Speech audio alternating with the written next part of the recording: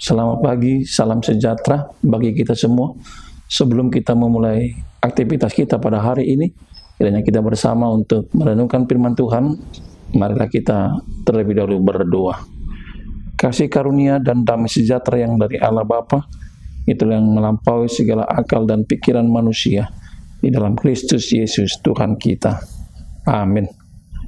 Saudara-saudari yang dikasihi oleh Tuhan Yesus, firman Tuhan untuk kita di hari Jumat tanggal 5 April 2024 ini, yaitu terambil dari kitab 2 Korintus pasal 8 ayat 9, demikian bunyinya. Karena kamu telah mengenal kasih karunia Tuhan kita Yesus Kristus, bahwa Ia yang oleh karena kamu menjadi miskin, sekalipun Ia kaya, supaya kamu menjadi kaya oleh karena kemiskinannya. Demikianlah firman Tuhan. Bill Gates, pendiri perusahaan Microsoft, bersama Paul Allen menjadi orang terkaya di dunia saat sahamnya perusahaannya naik drastis sejak penawaran perdananya di tahun 1986. Namun Bill Gates kehilangan gelar sebagai seorang yang terkaya. Salah satu penyebabnya adalah karena dia mendonasikan sebahagian kekayaannya melalui yayasan filantropi yang didirikan bersama mantan istrinya, yaitu Melinda. Pada tahun 2000, hal ini memperlihatkan bahwa Gates merupakan salah seorang yang paling murah hati di muka bumi ini. Meskipun demikian, Gates masih menduduki peringkat 4 terkaya di dunia pada saat itu. Tetapi saudara-saudari yang dikasihi Tuhan Yesus, berbeda dengan Kristus Tuhan kita. Ia meninggalkan kekayaan yang tiada taranya di sorga, rela menjadi yang paling miskin dan hina di bumi ini.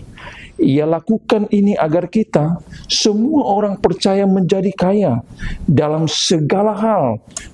Kasih dan pengorbanan Kristus tidaklah tertandingi oleh siapapun di dunia ini. Kemurahan hati Kristus dan juga belas kasihnya tiada tara. Jika kita masih hitung-hitung sebelum memberi, Kristus bahkan memberi seluruh dirinya bersama seluruh kekayaannya kepada kita yang pernah memusuhinya karena perbuatan dosa-dosa manusia. Pengenalan sungguh-sungguh akan kasih karunia akan mempengaruhi bahwa kita hidup dan juga bagaimana menerima orang-orang di sekitar kita.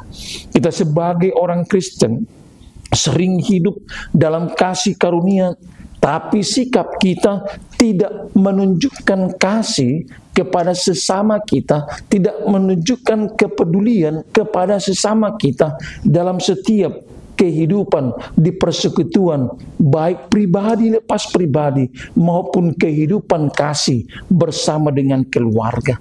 Tetapi melalui firman ini kita diingatkan bagaimana kasih karunia Tuhan yang sudah kita terima seharusnya adalah sebagai dasar belas kasihan dan pertolongan kita kepada setiap orang, kepada orang lain, dan kepada banyak orang. Kasih karunia adalah ketika Allah dengan cuma-cuma mencukupkan segala sesuatu yang kita butuhkan di muka bumi ini. Segala sesuatu yang tidak bisa kita dapatkan dengan kekuatan kita sendiri, dengan akal budi kita, dengan usaha dan dengan kerja keras kita. Yang ternyata segala sesuatu yang tidak bisa kita bayar itu, segala sesuatu yang tidak layak kita dapatkan itu, hanya dengan cuma-cuma diberikan oleh Allah melalui Kristus. Untuk itulah kasih karunia menawarkan apa yang sangat dibutuhkan oleh manusia, di mana hanya Tuhan saja yang dapat memberikan itu. Untuk itu, saudara-saudari yang dikasihi Tuhan Yesus, apa yang mau dapat kita petik melalui poin khotbah di pagi ini? Yang pertama, kasih karunia Kristus. Ayat ini mengingatkan kita tentang kasih karunia Kristus yang tak terhingga, yang tak terbatas dalam kehidupan manusia. Meskipun Dia adalah Raja segala raja, dan Dia adalah Sang Pencipta alam semesta. Kristus rela menjadi miskin demi kita, demi manusia, demi umat dan orang yang percaya.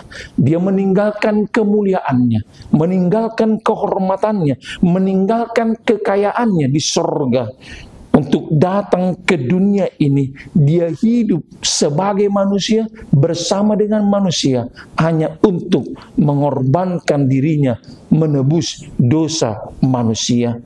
Itulah semata-mata kekayaan yang kita peroleh melalui kasih karunia anugerah Kristus ketika Dia datang menjelma sebagai manusia, menyelamatkan kita dari dosa dan memberikan kekayaan bagi kita, yaitu kehidupan yang kekal. Yang kedua, Bapak Ibu Saudara-saudari kasih Tuhan Yesus, firman ini meneguhkan kita, memberikan teladan pemberian yang sempurna. Kristus adalah teladan, dan Kristus adalah pemberian yang sempurna dari Allah. Dalam hidupnya, Kristus tidak pernah menyimpan apapun untuk dirinya sendiri, tetapi selalu dan selalu Dia memberikan dengan murah hati, dengan penuh kasih dan berbelas kasihan kepada setiap orang yang berseru dan bermohon kepadanya.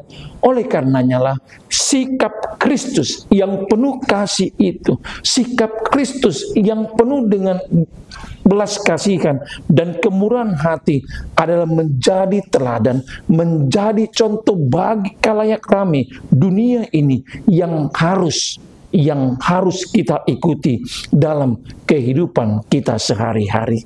Dan yang ketiga, terakhir, firman ini mengajarkan kepada kita panggilan kita untuk memberi.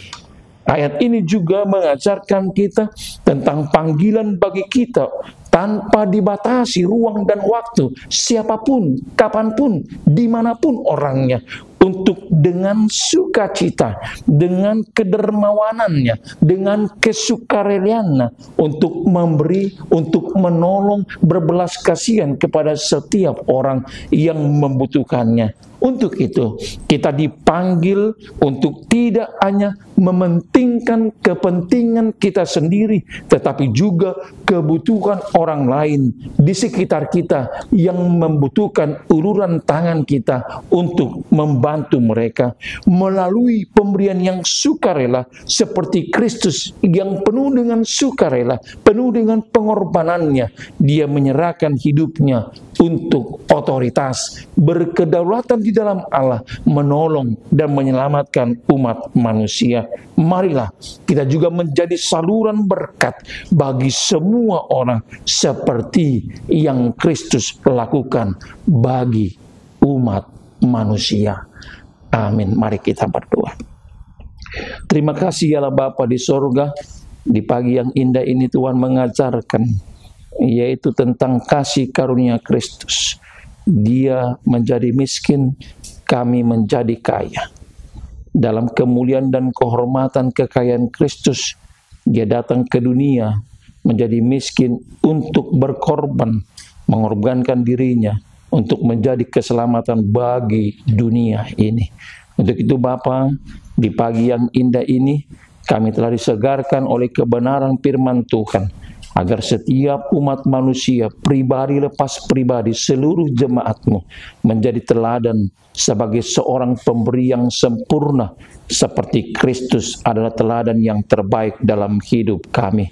Berkati seluruh pekerjaan, aktivitas dalam setiap perjalanan hidup jemaat-Mu, pagi, siang, hingga malam nanti, hanya bersama dengan Tuhan, di dalam otoritas dan kedaulatan Tuhan, kami dapat melaksanakan, mengerjakan akan buah perbuatan pekerjaan tangan kami, menjadi sumber sukacita dan juga berlimpahkan berkat Tuhan.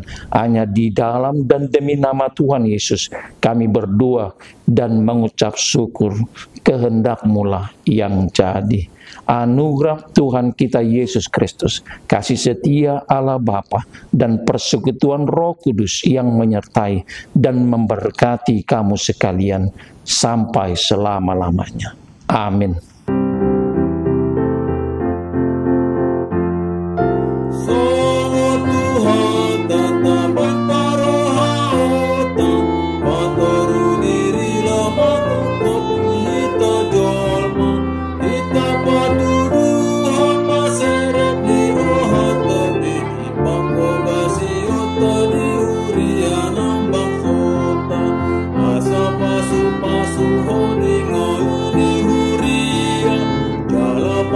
Pasu